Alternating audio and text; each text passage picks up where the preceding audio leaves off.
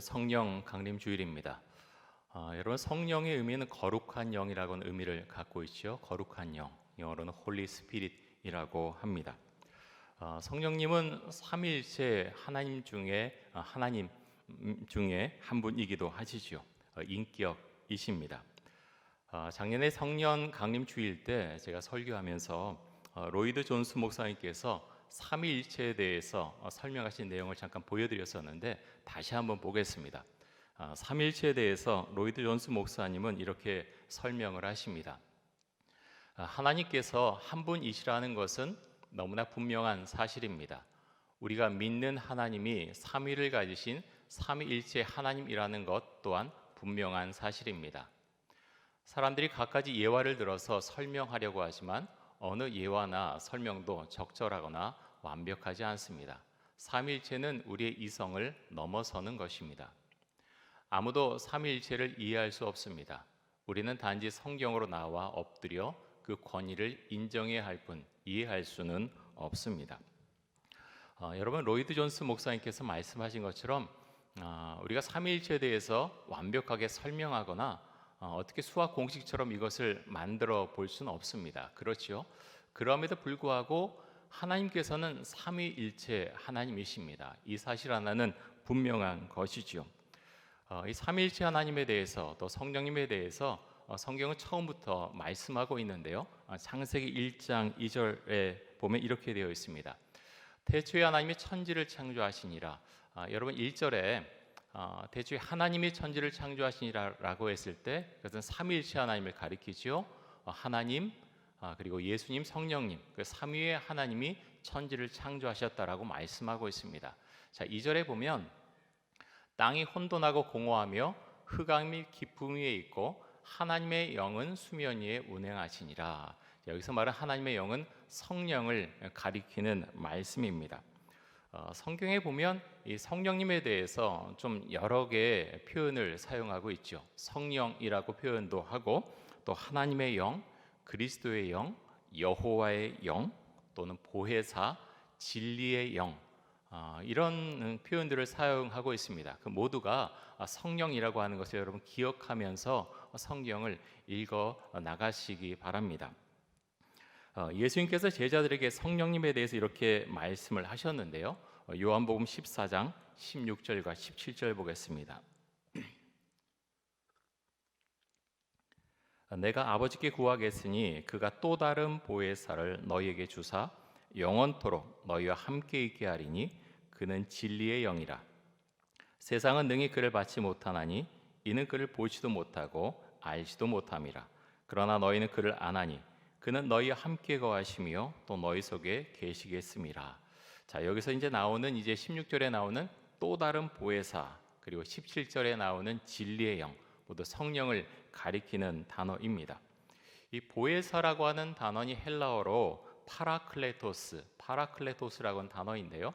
이 파라클레토스는 대언자, 변호사, 중재자, 위로자라는 의미를 갖고 있습니다. 그래서 우리가 성령을 받으면 성령님이 우리 안에 계시면 그분이 우리의 변호자가 되어주시고 또 대언자가 되어주시고 위로자가 되어주신다라는 말씀입니다. 세상은 성령님을 알 수도 없고 또 알려고 하지도 않습니다. 왜 그렇습니까? 성령님은 믿지 않는 자에게 임재하지 않으십니다. 우리가 17절에서도 봤지만 세상은 능히 그를 받지 못하나니라고 했습니다. 그러나 너희는 그를 안다라고 말씀하시면서 그는 너희와 함께 거하시며 너희 속에 계시겠음이라라고 말씀합니다. 여러분, 그래서 예수를 믿습니다라는 그 고백을 하는 사람의 심령 가운데는 성령님께서 그 마음속에 들어오십니다.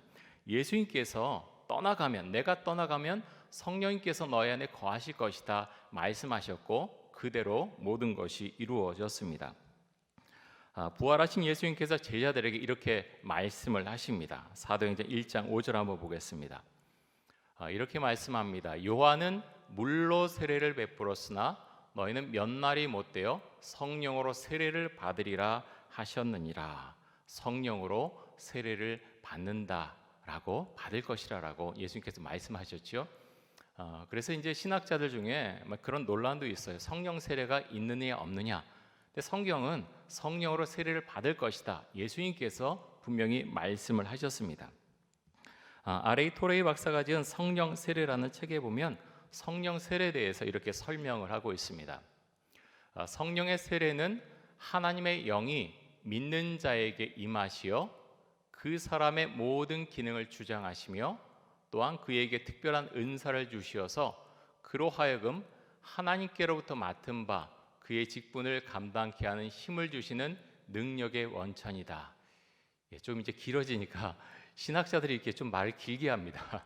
처음에는 좀 이해가 되는 듯 하다가 말이 길어지니까 조금 어렵게 느껴지실 수도 있어요. 제가 다시 한번 읽겠습니다.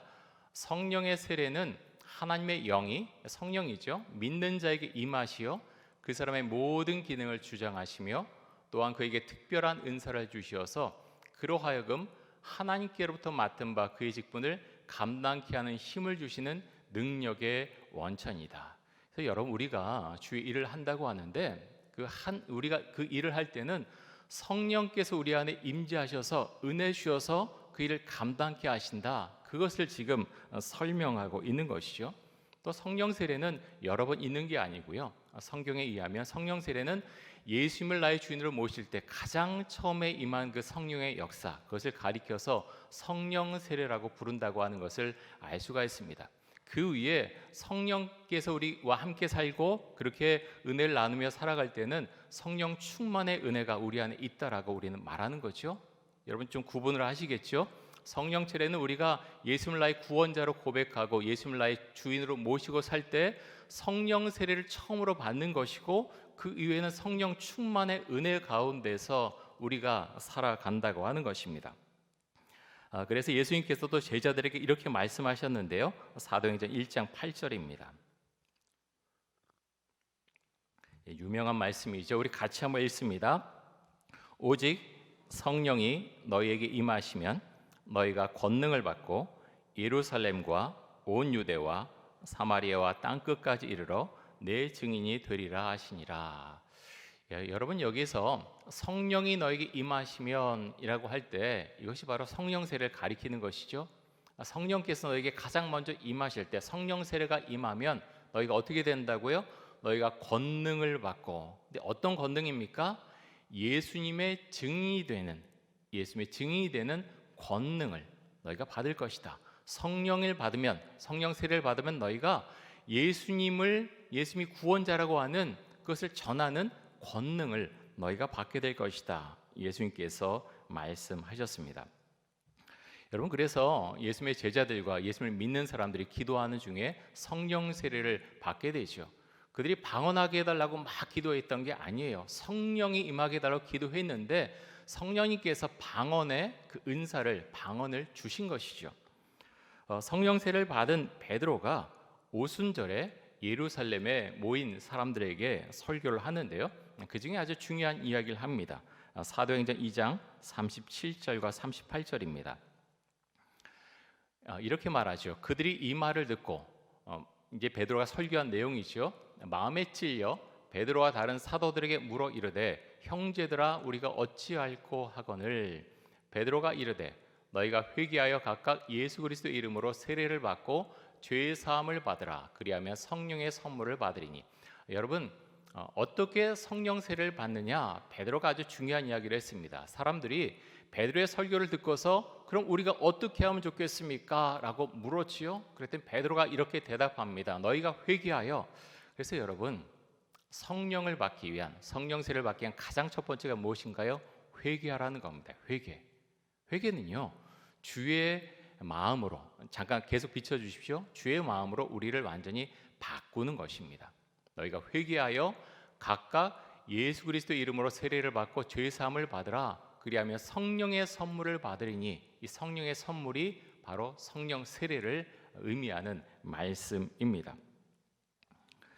그래서 여러분, 성령 세례는 우리가 예수님을 믿을 때, 나의 주인으로 예수님을 고백할 때 가장 먼저 성령이 임할 때 그것을 성령 세례라고 하고, 나중에는 성령 충만의 은혜 가운데에서 우리가 살아가게 되는 것이죠.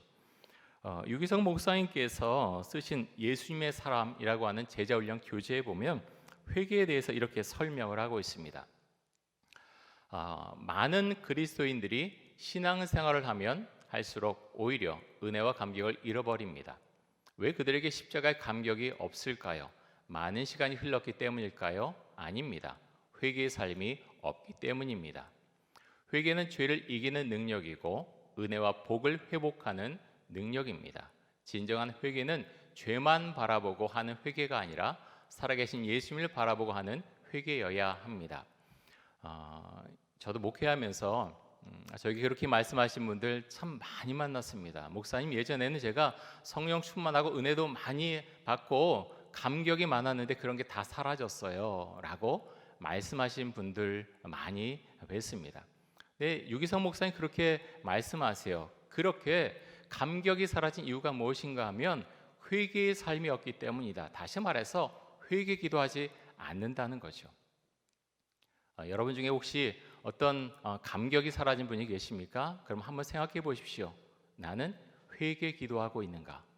회개 기도 다 하지요 라고 할지 모르지만 그렇지 않은 경우가 사실은 굉장히 많습니다.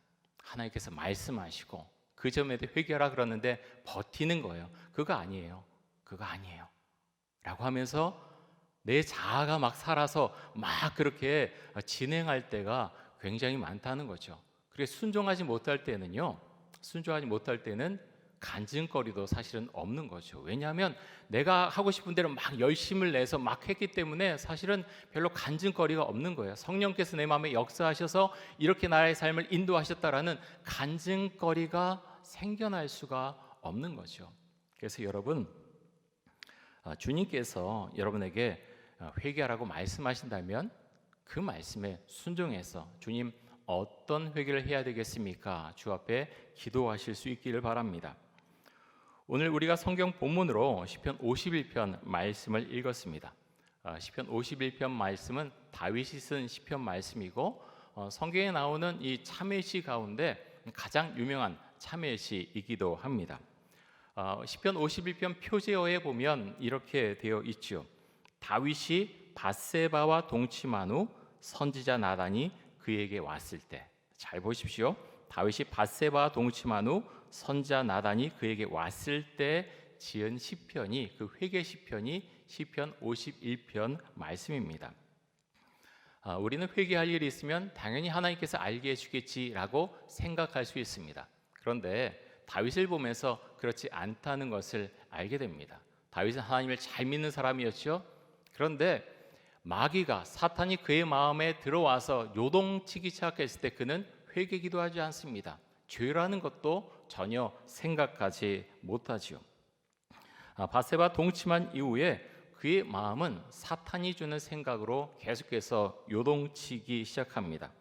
그래서 다윗은 밧세바 간음한 것에 대해서 회개 기도하지 않지요. 또 나아가서 밧세바의 남편인 우리아를 전쟁터에 보내서 고립시켜서 간접 살인을 했음에도 불구하고 그는 그것을 덮어버리고 회개 기도하지 않습니다. 선지자 나단이 와서 이야기를 하지요. 어느 못된 부자에 대한 이야기를 합니다. 가난한 자의 것을 뺏어서 그렇게 사용했다는 이야기를 할 때 다윗은 분노했지요. 그 사람은 살지 못할 것이다 라고 그는 분노합니다. 하지만 나단 선지자가 말하지요. 그 부자가 바로 당신입니다 라고 했을 때 다윗은 자신의 죄를 깨닫고 알게 됩니다. 그리고 회개 기도를 드리게 되죠. 그렇게 드린 회개 기도가 시편 51편 말씀입니다. 우리 시편 51편 10절과 11절 한번 보겠습니다. 다윗은 회개 기도하면서 이렇게 주 앞에 기도합니다. 하나님이여, 내 속에 정한 마음을 창조하시고 내 안에 정직한 영을 새롭게 하소서. 나를 주 앞에서 쫓아내지 마시며 주의 성령을 내게서 거두지 마소서. 하나님이여, 내 속에 정한 마음, 깨끗한 마음을 만들어 주옵소서. 자신이 그렇게 깨끗하지 못하다는 거예요. 하나님을 그렇게 믿고 광야에서 주를 의지하고 정말 주만을 바라보면서 살았는데 내가 왕위에 오르고 권력을 갖고 이렇게 잘 나가니까 하나님을 잊어버린 것, 그리고 범죄를 저지르고도 회개 기도하신 것, 하지 않은 것, 하나님 그 모든 것 제가 이제는 깨닫습니다 라고 기도하는 거죠. 그래서 제 마음을 깨끗하게 다시 만들어 주옵소서. 다윗은 그렇게 기도합니다. 나를 주 앞에서 쫓아내지 마시고 주의 성령을 내게서 거두지 마소서. 주의 영이 나에게 임해서 있는데 그 성령을 거두어 가지 말아 주소서라고 다윗은 주께 기도합니다. 여러분, 죄가 우리 마음속에 들어와 있으면 성령님께서 그 사람과 함께하지 않으십니다. 하나님은 죄 중에 거하는 사람과 함께하지 않으시죠. 다윗도 그랬습니다. 다윗은 당연히 하나님을 알 것이고 하나님께 회개기도 할 것이다 라고 생각할지 모르지만 그렇지 않습니다. 죄 가운데 머물자 그는 하나님의 손길을 알 수가 없고 느낄 수도 없었습니다. 누가 그의 마음을 쥐고 있습니까? 사탄이 그의 마음을 쥐고 있었습니다. 하지만 나단이 그의 죄를 지적하고 말하자 다윗은 깨닫습니다. 내가 죄 가운데 있었고 죄를 지었구나 라고 하는 것을 그는 알게 되었고 하나님께 기도하죠. 그리고 주 앞에 기도합니다. 주의 성령을 내게 거두지 마소서라고 그는 기도합니다. 사랑하는 성도 여러분, 성령 세례를 받으셨습니까? 여러분의 상태는 지금 어떻습니까? 성령 충만하십니까? 우리가 가장 많이 듣는 그런 질문 중에 하나이기도 하면서 잘못하면 평생토록 부담스러운 질문이 될 수도 있습니다. 여러분, 이 질문에서 여러분이 자유하시기 바랍니다. 자유하라는 건 무시하라는 게 아니고요. 내 신앙이 그렇게 성령으로 충만할 때 사실은 그것은 너무나 반가운 소리라는 거예요. 그래서 여러분 생각해 보십시오. 여러분 성령 세례를 받았는지 그리고 내가 성령 충만한지 한번 생각해 보시기 바랍니다. 유기성 목사님께서 그 제자훈련 책 가운데서 성령 충만을 받기 위해서는 두 가지 조건이 있어야 된다라고 설명을 하시는데요. 성령 세례를 받기 위해서 어떻게 해야 되느냐? 첫 번째는 성령 충만의 약속을 믿고 간절히 구해야 된다. 두 번째는 성령 충만하려면 성령님께 완전히 순종해야 된다라고 설명합니다. 자, 기억하십시오. 첫 번째, 성령을 받고 싶으면 어떻게 되느냐? 간절히 기도해야 된다. 내가 받으면 참 좋고요. 안 받으면 언젠가 받을 날이 있겠죠. 뭐 그럴 날이 있겠지요. 라고 하면 그분은 받을 확률이 사실은 그렇게 많지 않습니다. 간절히 구할 때 성령님께서 임재하시겠다, 오시겠다라고 말씀하셨고요. 또 성령 충만하려면 성령님께 순종해야지 성령 충만할 수 있습니다. 누가복음 11장 3절에 보면 예수님께서 기도에 대해서 가르쳐 주시면서 그런 이야기를 제자들에게 하셨습니다. 너희 하늘 아버지께서 구하는 자에게 성령을 주시지 않겠느냐? 너희 하늘 아버지께서 성령을 구하는 자에게 성령을 주시지 않겠느냐라고 예수님께서 제자들에게 말씀하셨습니다. 구하는 자에게 성령을 주시겠다고 하는 것입니다. 예수님께서 부활하시고 또 승천하신 이후에 제자들이 모여서 기도하죠. 제자들과 또 예수를 믿는 사람들이 모여서 기도합니다. 그런데 성경에 보면 마음을 같이해서 오로지 기도에 힘썼다. 마음을 같이해서 오로지 기도에 힘썼다라고 말씀하고 있습니다. 이들은요 잠깐 모여서 하루 이틀 기도한 게 아닙니다. 아주 여러 날 동안 모여서 계속해서 성령께서 임재하시기를 간구했습니다. 하나님 주님께서 예수님께서 그렇게 말씀하셨기 때문에 성령께서 임재하실 것이다. 우리가 간구할 때 기도할 때 성령께서 임재하실 것이다. 그들은 믿고서 여러 날 동안 계속 모여서 성령께서 임재하시는 그 순간까지 계속해서 기도를 했다는 거죠. 그렇게 기도했을 때 그들은 성령 세례를 받을 수가 있었습니다. 그래서 여러분 정말로 성령님을 만나고 싶고 성령 세례를 받고 싶다면 간절히 이들처럼 정말 간절하게 주 앞에 기도해야 합니다. 그렇게 했을 때 성령 세례를 받을 수가 있습니다. 유기성 목사님은 성령 충만함의 핵심을 이렇게 설명합니다. 예수님께서 우리 마음에 오셔서 주님이 되시는 것. 여러분 잘 기억하셔야 됩니다. 정말 중요합니다. 아주 잘 설명을 하셨어요. 예수님께서 우리의 마음에 오셔서 우리의 주인이 되시는 것, 그리고 그 말씀에 순종하는 것. 예수님께서 우리 마음에 오셔서 우리의 주인이 되시고 그 말씀에 순종하는 것. 그렇게 할 때 성령 충만의 은혜가 역사한다라는 거죠. 우리가 보통 성령 충만할 때 여러분 어떤 거 생각하십니까? 손 들어서 뜨겁게 기도하고 막 방언이 터지고, 여러분 그것도 사실은 은혜죠. 크신 은혜입니다. 방언할 때 뭐가 좋습니까? 방언할 때요, 하나님께서 정말 계시는구나, 은혜를 나에게 내려주시는구나, 은사를 주시는구나 확신할 수 있습니다. 그런데 그 자체가 성령 충만은 아니라는 거죠. 방언하신 분들 중에 성령 충만하지 못한 삶을 사는 분들 계십니다. 그렇죠? 방언을 막 하지만 삶의 태도나 모습이, 말이나 행동이 온전치 못한 분들 여러분 주변에 보셨습니까? 그럴 수 있다는 거예요. 왜 그렇습니까? 왜 방언을 하면서도 그렇게 삶의 모습이나 말이나 여러 가지가 온전치 못합니까? 그 이유는 간단합니다. 성령 충만하지 못하기 때문에. 여러분 좀 이상하게 생각될 수 있죠? 방언하는데 성령 충만하지 못한다고요? 예, 그럴 수 있습니다. 왜냐하면 성령 충만의 핵심은요, 방언이나 어떤 표적이 나타나는 것, 그것이 핵심이 아니라는 거예요. 성령 충만의 핵심이 무엇이냐? 예수님을 믿고 예수님을 마음에 받아들이고 나의 주인으로 삼고 예수님께 순종할 때, 예수님께 완전히 순종할 때, 그때 그 사람을 가리켜서 성령 충만하다라고 성경은 우리에게 말씀하고 있다고 하는 것입니다. 그래서 성령 충만한 사람을 보면 그 사람에게는 제가 이미 말씀드렸지만 세 가지로 좀 요약을 할게요. 첫 번째, 성령 충만한 사람에게 어떤 모습이 나타나느냐? 예수님께서 그 사람의 마음속에 계십니다. 그리고 그 사람은 예수님을 자신의 주인으로 고백을 하죠. 그리고 마지막에는 예수의 명령에 순종합니다.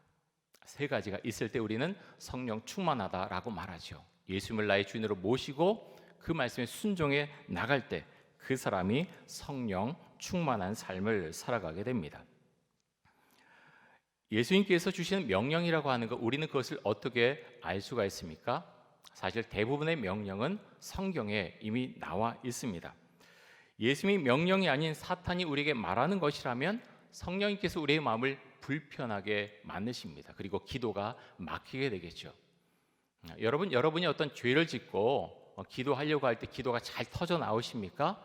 성령님은 그런 사람에게 기도가 터져 나와서 막 은혜 가운데 기도하게 하지 않으십니다. 기도가 막힙니다. 왜 그렇습니까? 죄 가운데 있기 때문에. 회개 기도하지 않고 여전히 죄 가운데 살고 있고, 그것이 죄인지도 모르고 살고 있고, 그러고 있기 때문에 기도할 수도 없고 입이 막히고 기도가 터져 나오지 않는 것입니다. 밧세바를 간음했을 때, 그리고 자신이 간음한 것을 숨기고자 했을 때, 여러 계책을 세워 나갔을 때 다윗은 분명히 기도하지 않았을 것입니다. 기도가 막혔을 것입니다.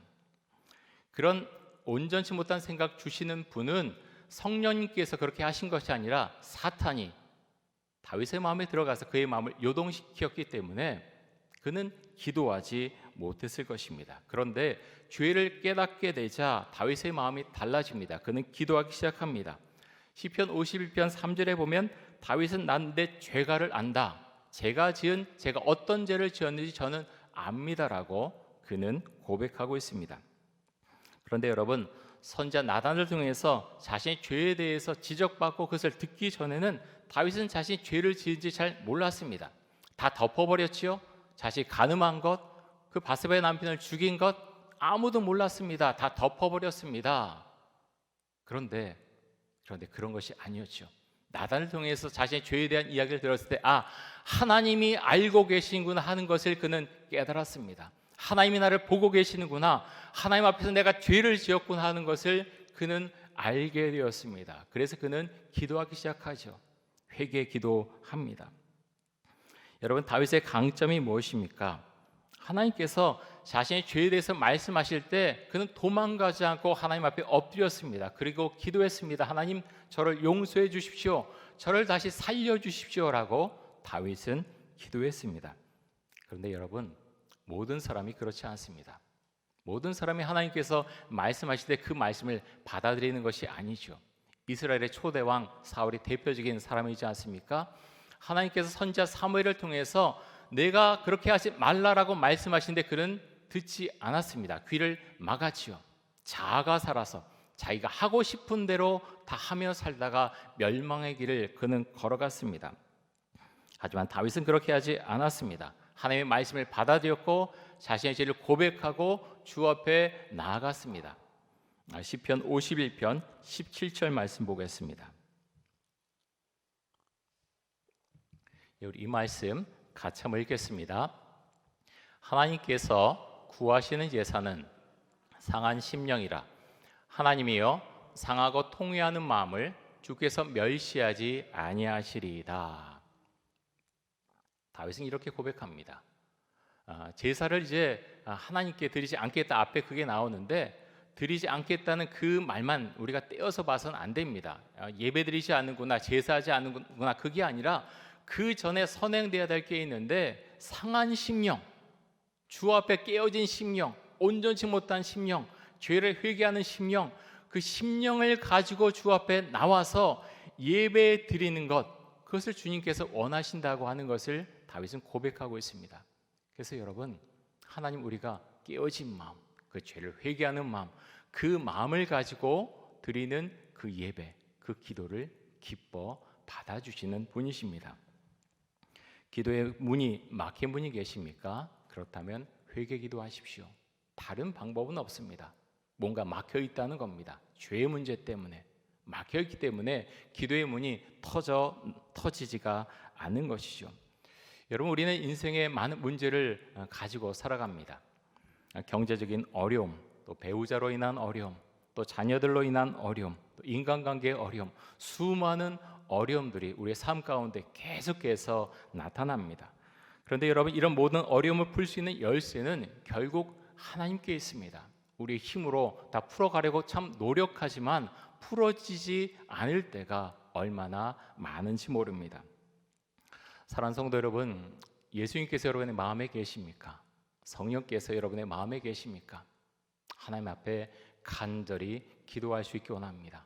코로나 바이러스로 인해서 우리가 함께 모이는 것이 정말 줄어들고 어려움이 있지만 주 앞에 나가는 데 있어서 우리는 그렇게 할 수 있습니다. 하나님 앞에 우리의 마음을 내놓고서 하나님, 저의 마음이 이렇습니다. 저의 상황이 이렇습니다. 하나님, 저에게 주의 은혜를 내려주옵소서. 우리는 기도할 수 있습니다. 얼마든지 기도할 수 있습니다. 문제는 내 안에 그런 은혜가, 그 간절함이 내 안에 있는가 하는 것입니다. 성령을 받아도 그만, 안 받아도 그만이라면 기도하지 않겠지요. 하지만 성령을 정말 받길 원한다면, 성령 충만하고자 한다면 그는 기도할 것입니다. 간절하게 주 앞에 나가서 기도하실 것입니다.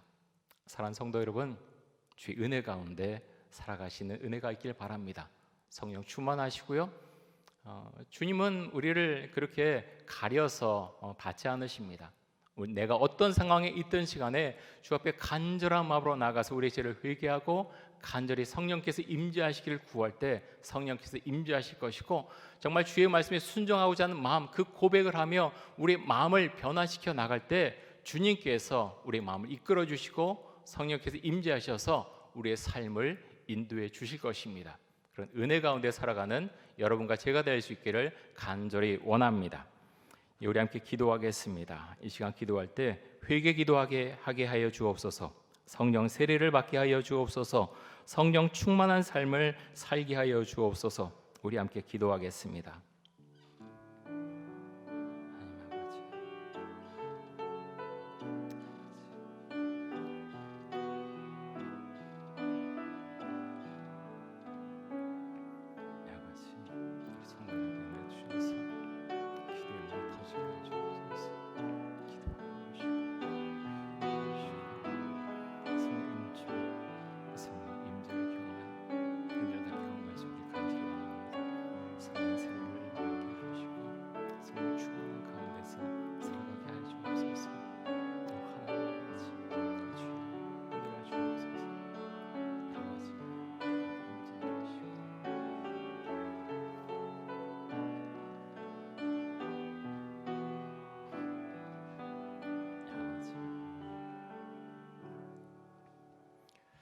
하나님 아버지, 주 앞에 우리의 마음을 온전히 드릴 수 있길 원합니다.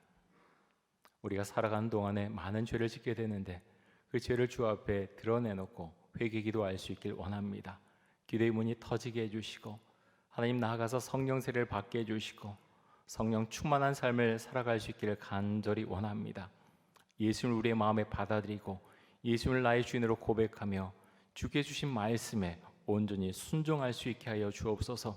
그래서 성령 충만한 삶을 살아갈 수 있기를 간절히 원합니다.